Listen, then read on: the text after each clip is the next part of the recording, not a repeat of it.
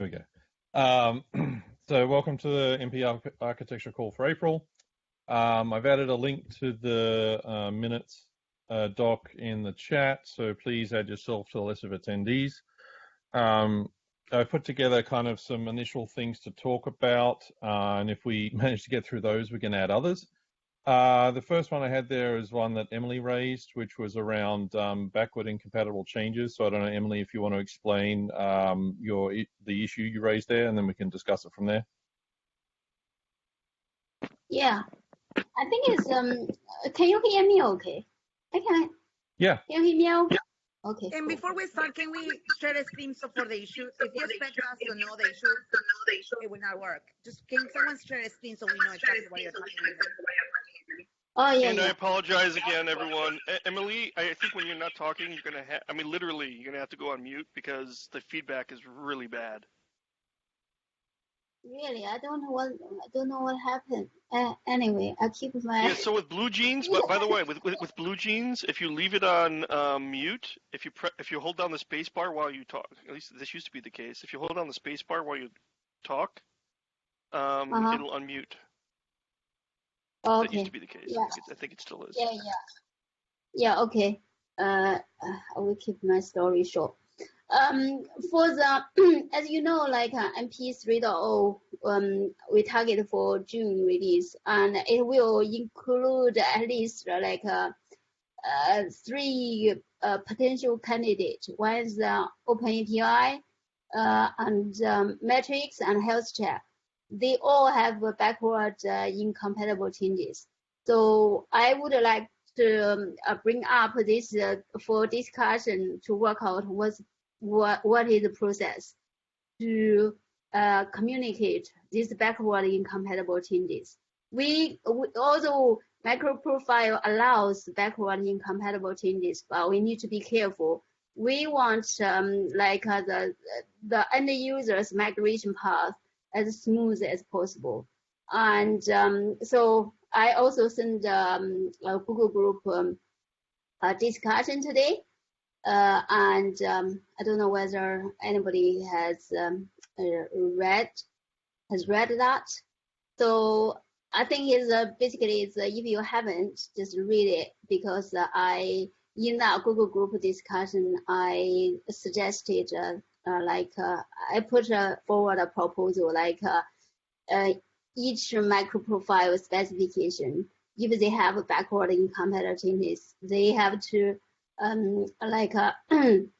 have a dedicated section on these backward incompatible changes, like what they are, why, and like if you hit this issue, what you can do, and possibly, ideally, there should be a way to go back to the old behavior if like makes sense. And also, I also suggest like umbrella spec also need to list them out as well.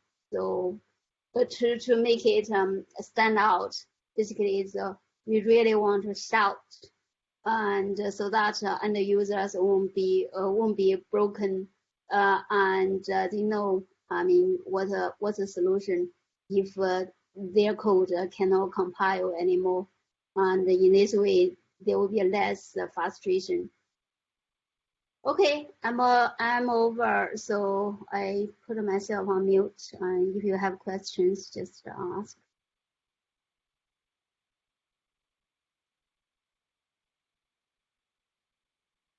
I know personally, I saw the mail earlier and responded with some feedback. I think adding a breaking change section to the release notes of each of the specs makes sense, and I think I suggested also including it for every release, even if it just says no change, no, sorry, not no change. There's like none in response to breaking changes, and I think I said that then also it would probably make sense for the release notes for each spec to have a migration section so that they could put in the steps necessary to migrate from an older version to the more recent. So that should cover like any kind of API changes that would break compilation and things like that. I don't see it as a good idea to support old behavior just because it adds a lot of complexity to the implementations, having to support old and new behavior. Plus, that then means we end up with a potentially plethora of configuration switches to turn things on and off. For the going back to the older behavior, I think we have to view it case by case. In some scenarios, whether if there's a real use case, some customer want to go back to the older behavior, they should be able to. CDI, when implicit being archive being introduced, and the spec clearly say if you want to go back to the older behavior, the runtime must provide a way to allow the end user to go back to the older behavior. So I think is for me, I think if possible, if possible, I would I think is kind of there's a I don't know how to put it. I think it's a good idea to provide a way to reserve the older behavior. I mean, obviously, I'm not mandate this, but I think it's each backward incompatible changes should be, seriously reviewed to see whether there's a need provide such a way to reserve the old behavior. Basically, it's if an user really want to go back to the old behavior, and there's a way for it. I guess. I think that's. Sorry, go ahead. Yeah, I think what we really can discuss in this group is how to communicate the breaking changes, and I agree that it should be somehow.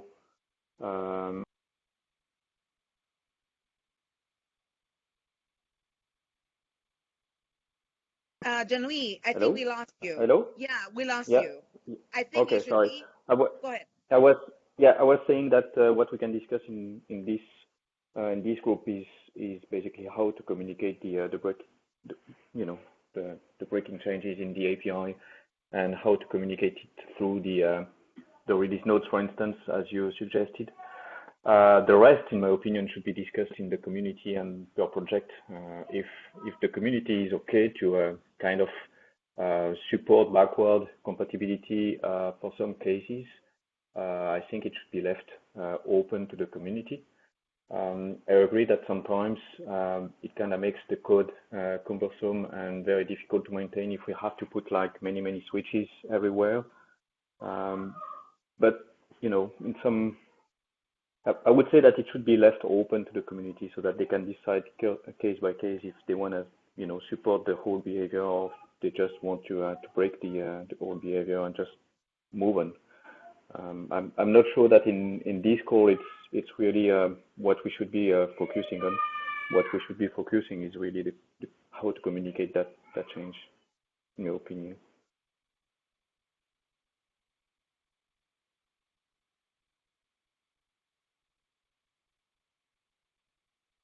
I think I could go along with that, because I think my concern is that we mandate anything from this group that all specs must comply with, for a couple of reasons. One is that it's going to be very hard to know before you release whether a particular breaking change is something that customers are really going to want to keep the old behavior on. And then if you do know that, then I would argue, is the breaking change really worth it if we're breaking so many customers considering this critical behavior? So I think it would have to be it would be up to each spec as they're doing these things, but my preference for anything like this would be that we don't maintain backward behavior, because then you introduce a whole bunch of other issues around, well, when do specs have to remove that old backward behavior, and we get into issues of 3 versions down the road, we've still got backward behavior from 4 versions ago. So it introduces a whole lot of problems if we start doing that. So can you summarize what you just said? Like, because you said I can go with that, but then you spoke about multiple things in different issues. Can you say, do you believe that we should set up the I think the flexibility, or should we leave it for the community? Just, Well, I think it's a case of we should leave it up to the individual specs to decide what they want to do for any breaking changes. But I, for the most part, would probably be against any kind of backward compatible flag in any of the specs to support old behavior. But we decided that last June and July when we went through the call. Emily, or somebody, if you can go on mute. So Jean-Louis and Ken, I do agree with this. I believe that the specs, again, we talked about this in last summer. We spent like about 6 hours on it in 2 weeks, and we decided to only when breaking a change. So I still get confused as to the issue today on specifically this topic. Like, I need to, like, I understand what Emily said, and then I agree with Jean-Louis, and also part of with Ken, but I don't understand the main issue. Ken, what are we afraid of? Are we afraid of adding more debt and breaking a stub, even though we have set the parameters before on how to make the break changes? They can only happen 3 times per year. Actually, I just trying to talk. Is the feedback really bad again? It was bad, but now you're clear. Go ahead. Okay. So basically, there's 2 things. The first thing is the main issue. I think John, summarized well. John Lewis. Whether I got her name right or not. Is basically the first thing. That was perfect, Emily. Thank you. Basically, the first, the most important thing is how to communicate the break changes. I'm not saying, okay, we are not we are afraid of to introduce any break changes. Basically, we are trying to emphasize how can we communicate these break changes so that the end user's migration path can be as smooth as possible. This is one thing. I think we all agree with that. The second thing is basically discuss on whether ask the specification with the breaking changes to provide a way to go back to the old behavior. So I agree with John Lewis. Like we can leave to the community to decide each spec. They know this best, so they know the use case, they know the end user, so they can decide case by case whether there's a need to provide a way to go back to the older behavior. So we are not trying to reinforce or put requirement on each breaking changes to provide a way to reserve the older behavior, but they need to think about it. So this is just 2 things. Now, we don't have any rules as it relates to an implementation supporting 2 versions of the same spec. Yeah, right? we do not. So in other words, awesome. Right. So what that basically means is that, if I want to say I'm MP, 2.2 compatible, then I have to support a specific version of a spec. But that doesn't mean that a vendor couldn't also include a prior version of the spec if that had, if there was a breaking change involved. So that's just another way of dealing with that. It's not really. Basically, consider the scenario like I'm using MicroProfile metrics 1.2, and now I migrate to MicroProfile 2.0. and like my content annotation is not working anymore. Is kind of this is probably is a bad example. Let's say for example, some metrics data format changed from MicroProfile like metrics 1.3 to 2.0. However, after migration, I really want to to see the format in the MicroProfile metrics 1.2 instead of like 2.0. For this one, it would be neat.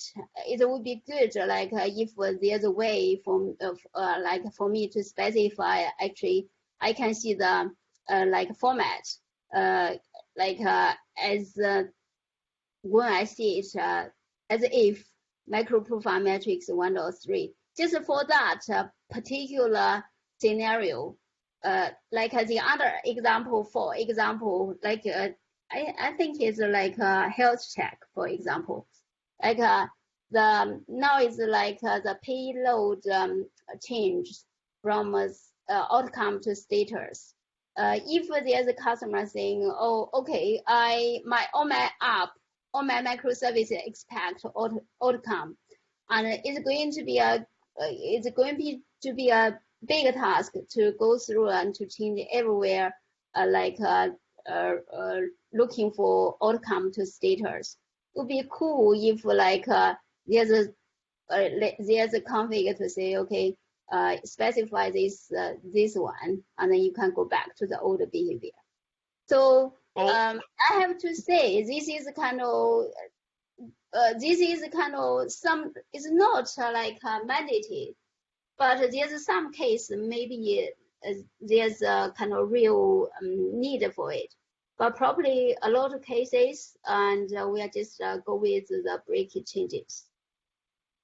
So that what you just described is what I think John Louis mentioned, right? Leave it up to the community, and they can decide on a spec by spec basis, right? Yes. About whether or not they want to support them.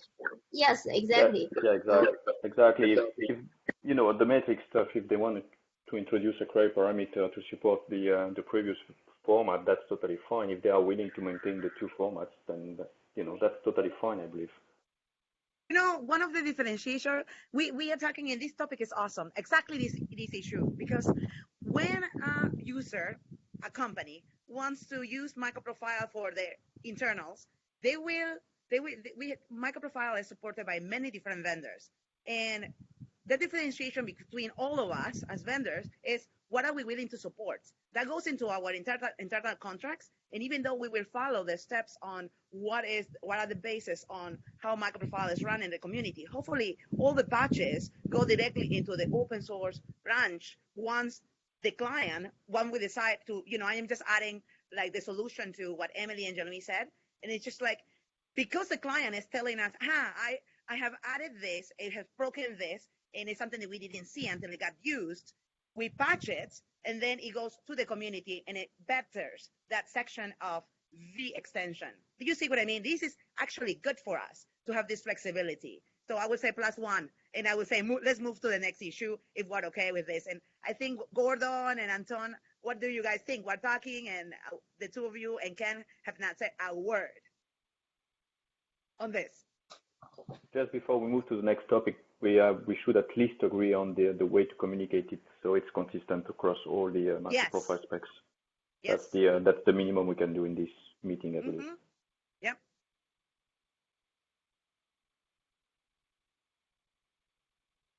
So the communicating aspect, sorry, when you, just to make sure I understand communicating means outward, right? Out to the users, not necessarily between the specs themselves. In other words, something relays on. Yeah, okay. Correct. Yeah, gotcha. My recommendation will be to write a few blogs and push it even through Twitter and everything. I believe the constant, boring conversation, stating very shortly and effectively the message is efficient for us. So if from this call we can have a blog that is super short, like 200 words or something that is effective, we can use a few phrases that state a constant message for the following months. And this will educate our community, our users, our coders, everyone. It's not only for the users, it's also for the coders. you need to understand, everyone needs to understand what we're doing. It needs to be quick and effortless. That would be my recommendation.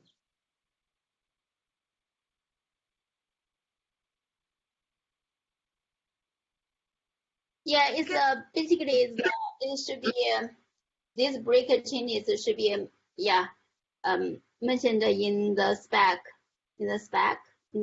doc. And also, I think is doing a blog is a great way to do it. I think when we release MicroProfile 3.0 and we call it out explicitly, and because this is the first umbrella spec to include the breaker changes. Mm-hmm. So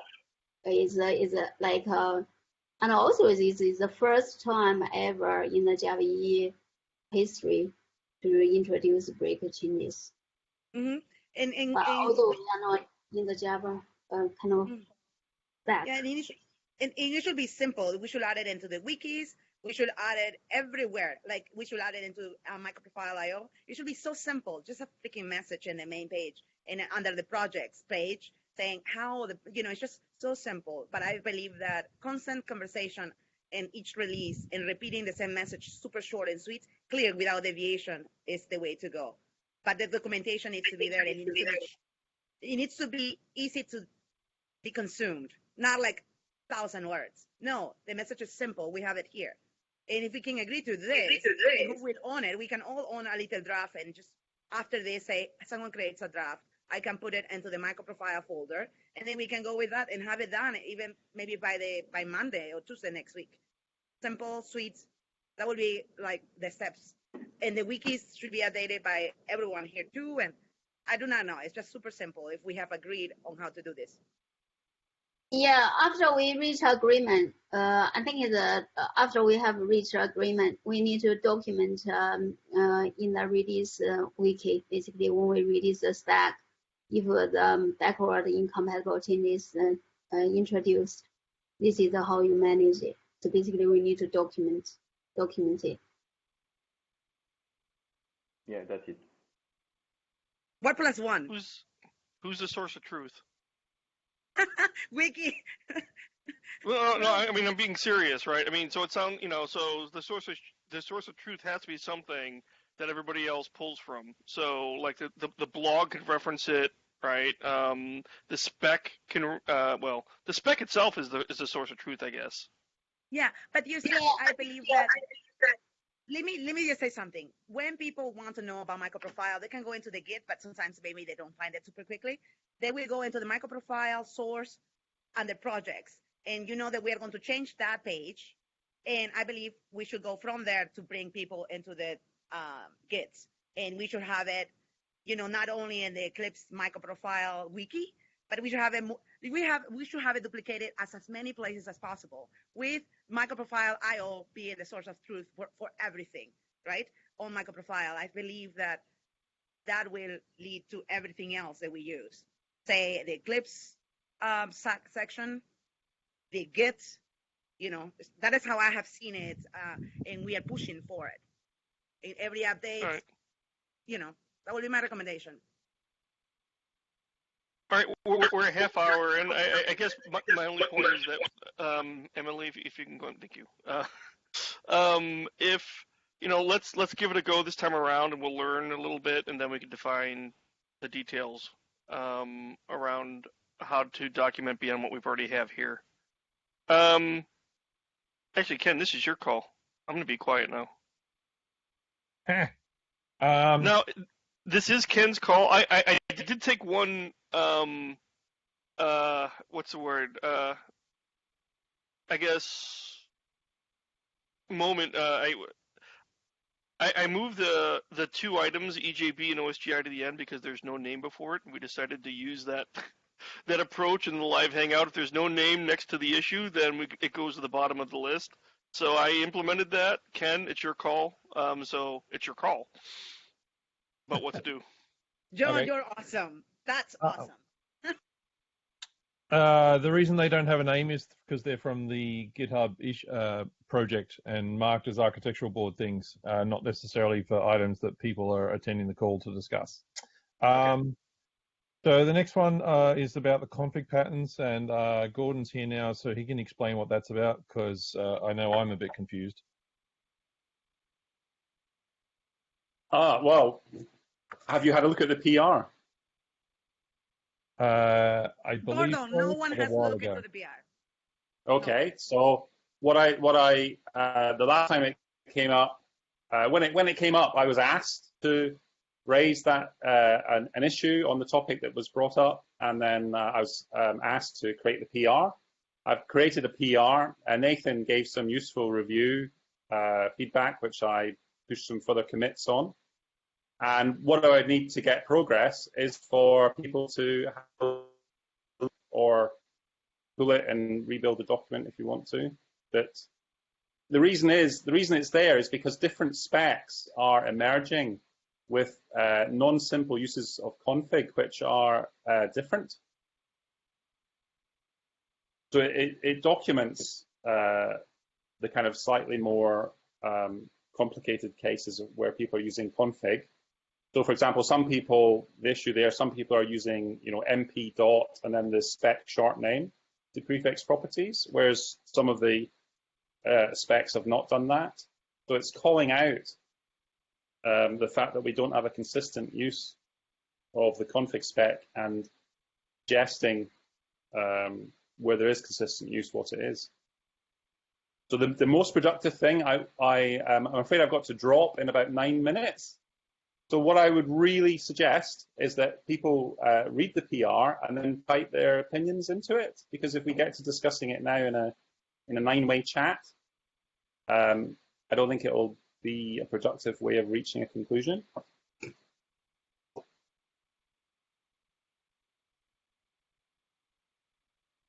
Okay, that's fine.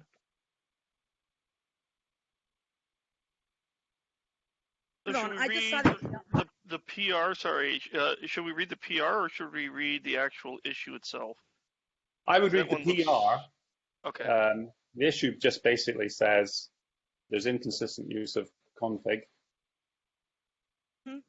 So my feedback is I just went into the PR and also the issue, and I see a few reviewers, but no one assigned to it. So my recommendation is you can see that it is has some review requests, and it is assigned, I think, to me, isn't it? No, it's not. So what I'm going to say is please assign it to yourself, and then I will add everyone that I know is working on config, and everyone that has written a blog, everyone who is actually working in config, I will add. I know we have, if reviewers doesn't, I do not know if the review has a limit of 10, like it does for assignments, but that will be my way to help on this. But I just quickly browse this stuff. It needs more participants. So I don't agree. I brought it up last time and the time before, and I think it just needs for some people who are interested to review it, who've got some experience of spec authorship. And I think that the problem is if we get a huge crowd of people reviewing it, it'll be hard to determine the people who are actually most heavily invested in and have the ability to change specifications. Their opinions might get drowned out. Yeah, but the point with that is that I don't see Mark Struberg there. He and Emily are the two that we chose to work on the config. So anything that has to do with config, if I don't see Mark, I think we missed the mark. Amelia, can I just add something? The issue Gordon brought up is not about config. It's not about MicroProfile config specification. The main issue is to standardize the way for other specifications to use MicroProfile config. Basically, the mainly is to standardize the config key name pattern.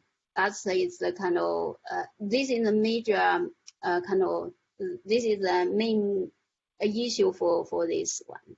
So it will. I think it's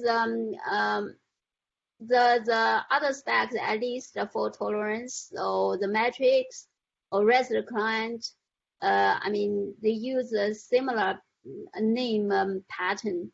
I mean, to use similar name pattern to integrate with the MicroProfile config. So I think it's great to generalize or standardize if other stack want to come up with any configure properties. This is kind of the name convention you should adopt. So this is the main thing, yeah. But I do agree is having more people review it, and the better. Yeah. But I understand the difference, but everything that has to do with the standard and how we will apply it to other groups needs more reviewers. So what I'm saying is I'm going to add a few more reviewers because it is important. We want more independence in that list, and we don't have them. So Okay. I have added Mark, and I will add a few more. Okay, please feel free to add reviewers because so far I've had one person read the spec and give really valuable input. And I think the problem is getting people's time rather than the number of people. But feel free to add anyone you want to. I'm very happy to have that. And of course, if you add a large number of people, maybe some of them I won't be able to wait for their review to complete because it's been hanging around for a while, this PR now. But perhaps we can look to close it by the next architecture call. Yeah, and you know why what I would recommend, Gordon, because we're in here and we work on issues, we should have a deadline for each issue as a max, right? Because it's like an end in that. It cannot happen. So if we create a structure where PRs have maybe a month, or what is the normal, what is the average for a PR to get proper feedback by the community? I do not know. Do we have the stats? And for the MicroProfile community call, we have 2 weeks. The call happens, and then in 2 weeks, if possible, something gets decided, and the community has 2 weeks, and we push it really hard. So we don't have that in architecture call, and I recommend we use it. We bring that to this call, because if the ticket is 21 days, how much more time can we do working on something that is only acquired debt if it's not closed? That, you know. But yeah, this is good. Okay, well, I look forward to I'll have a look to that PR. Gordon, I'll have a look to that PR on the ticket itself. Okay. Which, by the way, is very interesting because that's really important for the overall consistency and the way to configure all the MicroProfile specs. So I'll have a look and try to provide you with some feedback if possible by tomorrow. There's no urgent rush from my point of view, but thank you very much. That's very kind. I think that'll be a good way to go forward. Thanks. I have a kind of I'm thinking this loud here. Like if we, I mean, come up with the proper name convention and etc. Where is the best way to put it? Do we in the past, like when we agree on the release or the release standard and etc., we come up with a wiki. And do we really want to put a chapter in the umbrella spec, or we document this in the MicroProfile wiki? I think in the short. Go ahead. It was discussed. The problem I have is it was discussed before, and we came to the conclusion of a section in this document, and maybe we could discuss it now and come up with a wiki. But if we discussed it again in the next call, could we come up with a different suggestion depending on who's on the call? Well, I think it was discussed at the live hangout last time, right? Not an architecture call. Okay. Which means that there's usually a different group of people associated with those calls. Okay. And the live hangout group may not necessarily be fully aware of where all the architecture stuff goes. Like there is a wiki page specifically covering architectural guidelines for all specs to follow. So I thought it was very operational in terms of the process. But if this is something we're expecting specs to follow in terms of configuration naming, isn't it more a guideline across all specs rather than it's part of the spec? No, I think at the end, it'll need to be in the platform spec. right? Yeah, Actually, I think I agree with Ken, because this one is for other specification to follow. It's more like a process, more like this is our general rule. If you create if you create other specifications, or if this one particular specification want to introduce any config config keys and etc. So Okay, I have to apologize because I have to drop because I have to go and pick up a child. So, but I think it would be fantastic to collect opinion in the PR, and I'm very happy to put it anywhere at all. I don't have any strong opinions. Okay, so thank you very much for the discussion, and I'll look forward to receiving the feedback. Okay. Gordon, can you send before you go, can you send to sometime this week the issue to the thread? And say, hey, I added more than 15 people right now, so it's done on that sense for feedback. Thanks.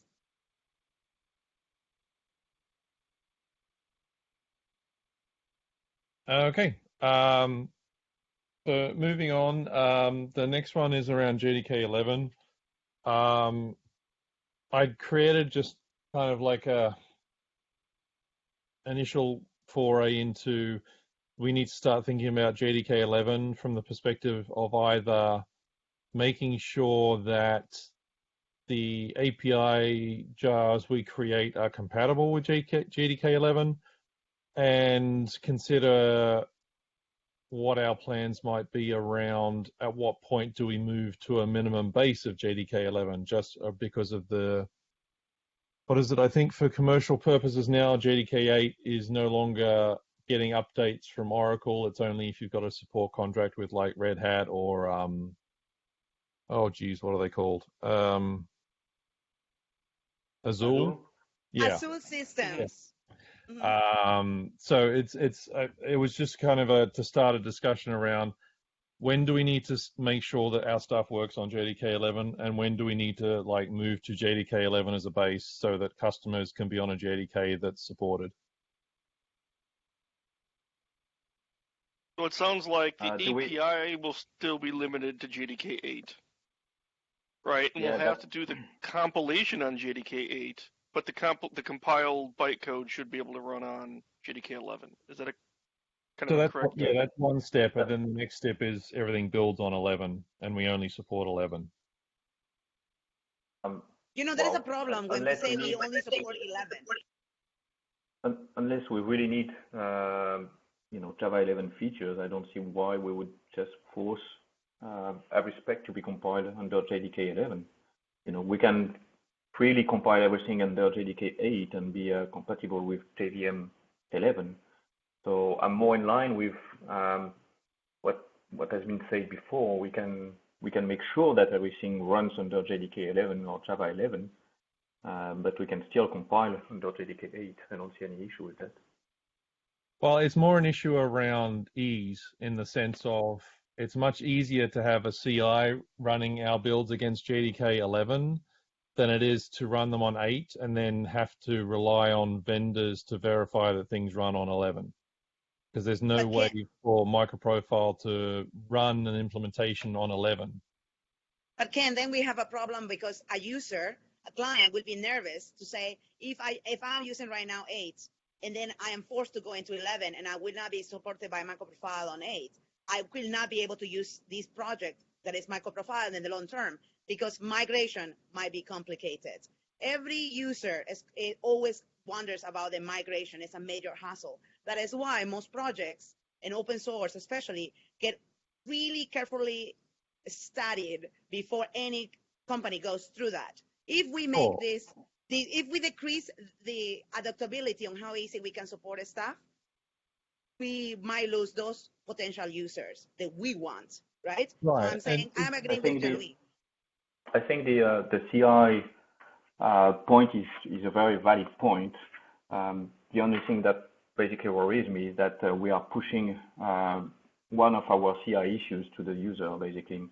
So instead of fixing the issue ourselves, we are just pushing it to the user, saying, well, now we are JDK 11, help yourself. You just have to be JDK 11 as well.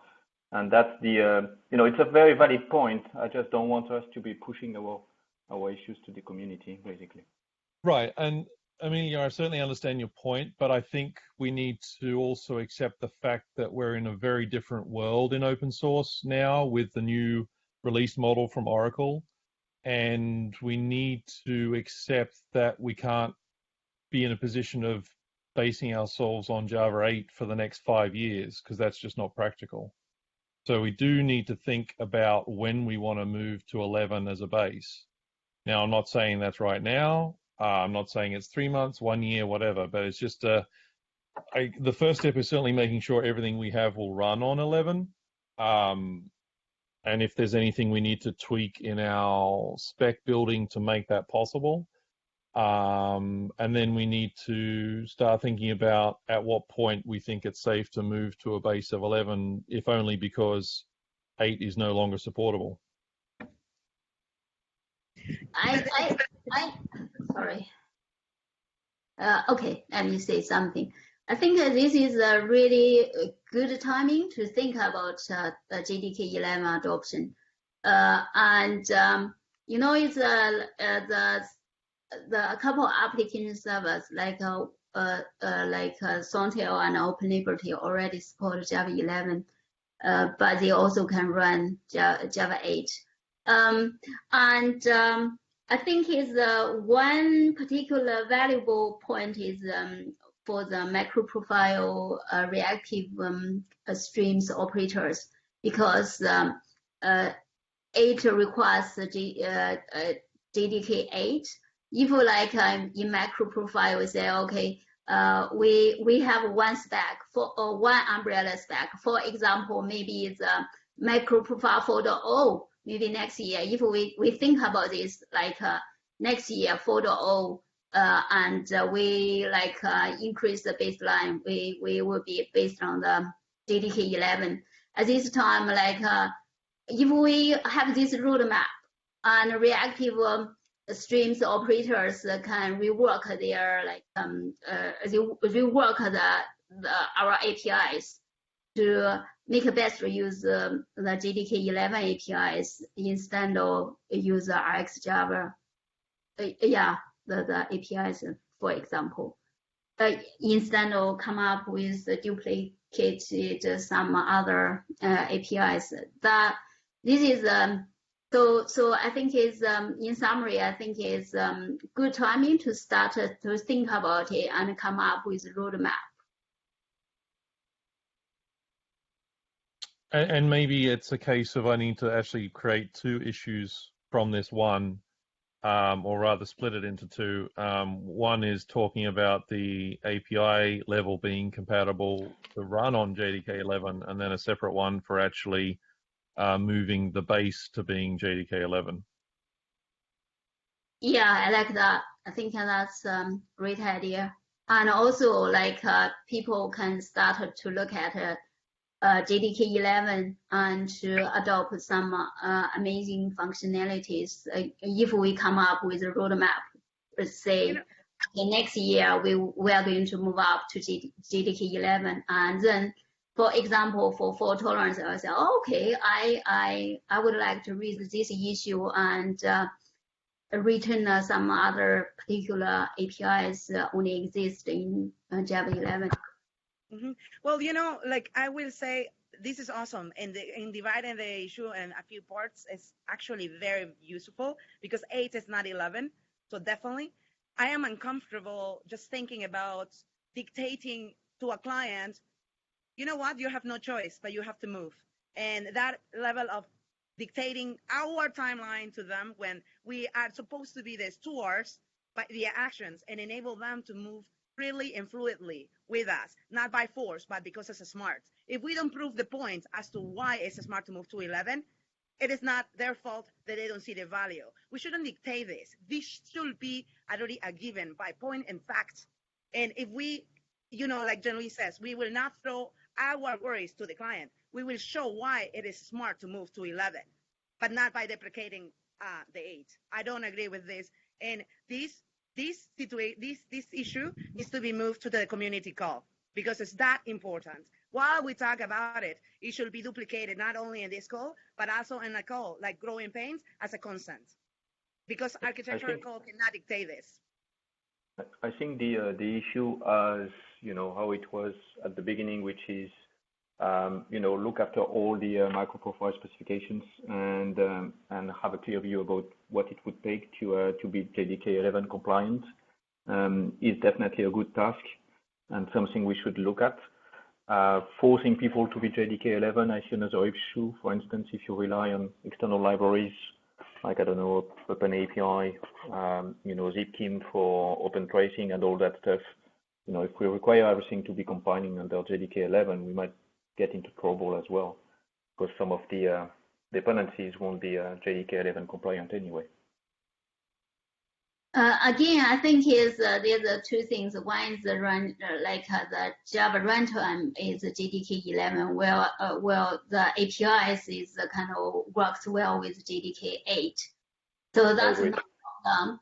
The things that you brought up, John Luis, is we force the customer to move up to JDK 11. Again, I think is because JDK 11 has been around for some time. If MicroProfile ignore the existence of JDK 11, obviously JDK 11 is kind of have some other performance and also the functionality improvement over JDK 8. And if possible, probably most specifications do not require JDK 11. If they do, and again, it's maybe if we cannot reach agreement, maybe it's for that spec. For example, let me use fault tolerance again. Maybe is some other feature, the functionality in fault tolerance need JDK 11, so that one can go to a fault tolerance 4.0, and some other functionalities can go to fault tolerances 2. Something. So, however, if again, is when we talk about Java EE 8, it's been around for some time, and people say, okay, I'm fine with Java EE 7. And again, we come up with MicroProfile 2.0, that kind of forces the customer to move up to, Java EE 8. So I think it's not for no apparent reason. There should be a reason for it, but I believe moving up to Java 11, JDK 11, is a good thing. We should prepare for it. So Ken, can you do me a quick favor? Right when you were talking about breaking into two issues, I started coughing. So I lost track of what your two issues were. Can you fill them in here? Just, I'll in the notes. I'll link to the GitHub issues I create at the end of the call. So yeah, I think that's probably good for now. I wasn't intending for us to have an answer on this call. It was more to start discussion, which we have. I know the first part is probably an easy one to get agreement and move forward on. The second one is more so. But we can discuss that over the coming months, because obviously that's not something that's going to be happening for a while.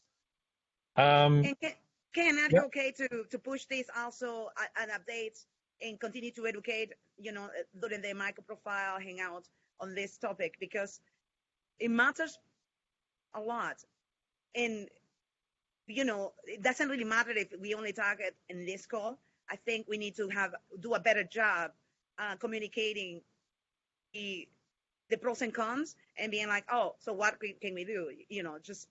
I don't see it in the minutes. I should write it down, but can you agree, because as the issues are currently dedicated to you, to add more people, to be much more Twitter friendly, we can retweet it, something that can bring more awareness to what we're talking about and why it matters, that we get more community feedback, especially the users, so that I was certainly planning to send out an update to the mailing list with the details of today's call and linking to the minutes and stuff like that, and I can call particular attention to these issues, and then we can go from there. Sounds amazing. Thank you. I know we've only got 5 minutes left, but I think the next one's an easy one. Basically, a member of the community has asked whether we'd consider adding EJB into MicroProfile. Personally, I think it's easier if we stick with one programming model, which is CDI, rather than adding others, because that's going to work out pretty different. I totally agree. I think CDI was created with the intention to replace EJB. EJB is seen as the old-fashioned and bulky. I don't think we should add EJB. If they want to use EJB, and they should use EJB from Java EE and together with MicroProfile. This is what we are trying to promote. MicroProfile plus Java EE equals very powerful. And I don't think that. Yeah, I also agree that we should not bring EJB. There is still probably something useful to. Background noise. There is still something interesting to get from. Because I cannot hear anything, you guys. Okay, I think we're covered. Okay. I was just saying that, well, I agree that we should not bring any EJB stuff into MicroProfile, definitely. There are still probably good things to get from this ticket. We should probably ask the user, what's missing from CDI.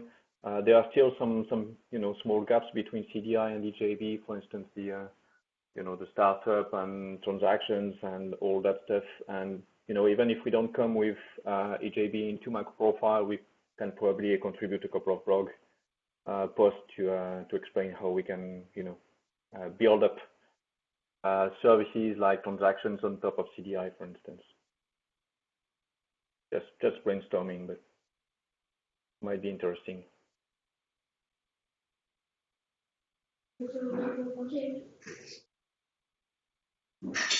Okay, thanks for that. Are there any other comments on that one? Well, Anton is here. What do you think, Anton? Yeah. I hear interesting stuff. In fact, transaction is already in CDI. You have all the supporting of GTA in CDI with the interceptor to have the same behavior than we have in EJB.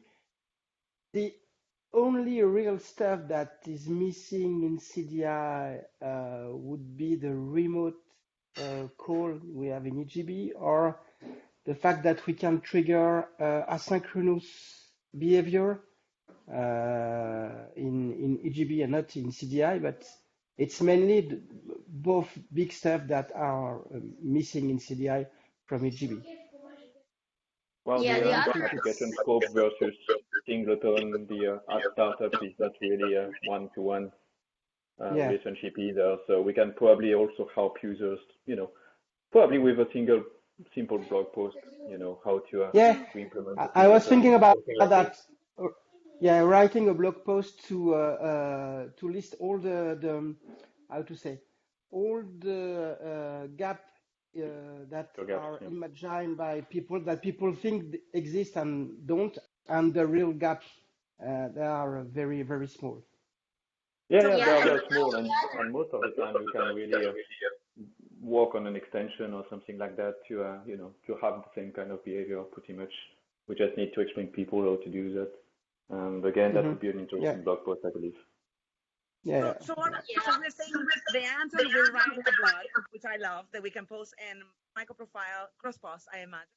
And then we're saying that everyone that has feedback will go to the issue and write it off, so that Ruan is leading the MicroProfile project in Brazil. So this is very important that all feedback is provided directly via the issue. They have been pulled into MicroProfile because we are welcoming.